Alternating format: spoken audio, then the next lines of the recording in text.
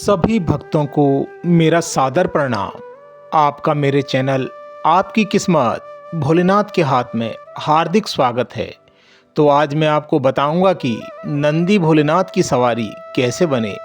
तो भक्तों, इस कहानी को प्रारंभ करते हैं। एक वन में शिलाधर नाम के ऋषि भगवान भोलेनाथ के परम भक्त थे। अगर आप यह कहानी सुन रहे हैं तो पूरा सुनना। इस पवित्र कथा को बीच में आधा अधूरा छोड़कर जाने की गलती मत करना, क्योंकि इस पवित्र कथा को पूरा सुनने मात्र से मनचाहे फल की प्राप्ति होती है। इसलिए इस पवित्र कथा को पूरा सुने। आप भगवान भोले भक्त के सच्चे भक्त हैं तो भगवान भोलेनाथ का अनादर बिल्कुल भी ना करें। परंतु ऋषि के कोई पुत्र नहीं था। तब उन्होंने पुत्र प्राप्ति के लिए भगवान भोलेनाथ की तपस्या करने का संकल्प लिया। कई वर्षों की घोर तपस्या करने के बाद भगवान भोलेनाथ उसकी तपस्या से प्रसन्न हुए और लीलाधर के सामने प्रकट होकर बोले, मैं तुम्हारी तपस्या से प्रसन्न हूं।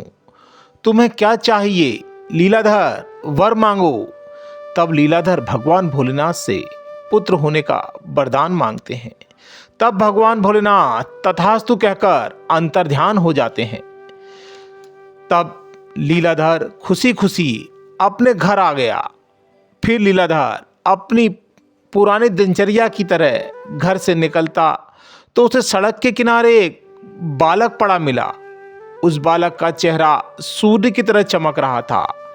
तब लीलाधर ने बालक को अपनी गोद में उठाया और अपने घर ले आया और उसने बालक का नाम नंदी रखा और उसका बड़े प्यार से ही लालन पालन करने लगा। नंदी बहुत ही तेज बुद्धि वाला था। लीलाधर को अपने बेटे नंदी पर बहुत ही गर्व था। जब बालक बड़ा हो गया तो दो ऋषिवर लीलाधर के घर पर आए और वह लीलाधर के घर में कुछ दिन विश्राम करने वाले थे। तब लीलाधर ने नंदी से कहा, नंदी, तुम ऋषियों की पूरी सेवा करना। किसी भी वस्तु की कमी इनको होनी नहीं चाहिए। पिता की आज्ञा पाकर नंदी ने दोनों ऋषियों को बहुत सेवा की।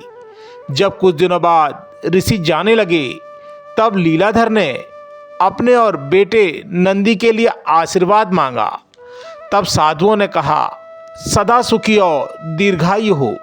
जब आशीर्वाद देने के बाद नंदी ने उन्हें प्रणाम किया तो वह चुप हो गए और नंदी को प्यार से देखने लगे।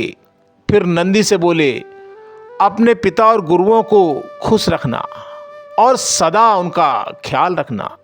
लीलाधर को ऋषियों को इस बात पर हैरानी हुई। तब लीलाधर ऋषियों को छोड़ने के लिए उनके साथ बाहर आ गया और दोनों हाथ जोड़कर पूछने लगा, हे ऋषिवर, क्या बात है? आप नंदी को आशीर्वाद देते वक्त गंभीर और उदास थे। कृपया मुझे इसका कारण बताओ। क्या मेरे बेटे के साथ कुछ गलत होने वाला है? तब ऋषियों ने कहा, हम नंदी की लंबी आयु का आशीर्वाद नहीं दे सकते। हमें बहुत दुख है कि यह समाचार आपको दे रहे हैं। बालक की आयु कम है। इतना लीलाधर को बताकर वह ऋषि वहां से चले गए। लीलाधर उदास मन से घर के अंदर आ गया। पिताजी को उदास देखकर नंदी ने इसका कारण पूछा, लेकिन लीलाधर ने नंदी को कुछ भी बताना नहीं चाहा।